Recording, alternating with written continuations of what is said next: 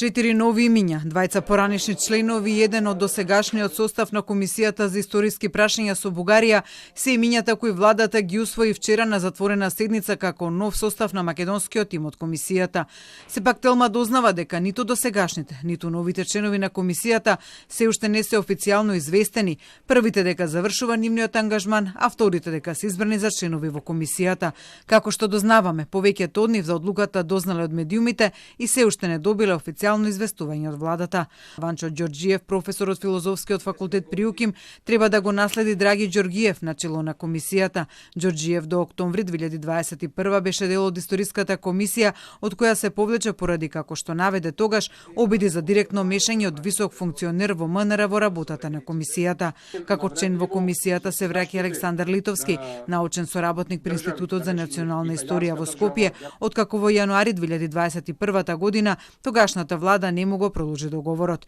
За прв пат како членови на комисијата со бугарскиот тим ќе се соочат Никола Минов, одреден професор на Филозофскиот факултет при УКИМ, Митко Панов, научен советник при Институтот за национална историја во Скопје, Сашо Додевски од Филозофскиот факултет во Скопје и Бесни Кемини, виш научен соработник на Институтот за духовно и културно наследство на албанците во Скопје, Димитар Љуровски Вамваковски, научен советник при Институтот за национална историја во Скопје, е седмиот и единствениот член на досегашниот состав на комисијата, која доби довербата на новата влада да го продолжи ангажманот и да биде кадровскиот континуитет меѓу стариот и новиот состав на комисијата, нешто што го најави шефот на дипломатијата Тимчо Муцунски минатата недела. Премиерот Христијан Мицкоски пред 3 недели ја најави кадровската смена во историската комисија со Бугарија, што го објасни со незадоволство од досегашната работа на македонскиот тим. За сега нема информација и кога новите членови ќе ги потпишат договорите за ангажманот во комисијата и кога ќе се случи конститутивната седница на новиот тим.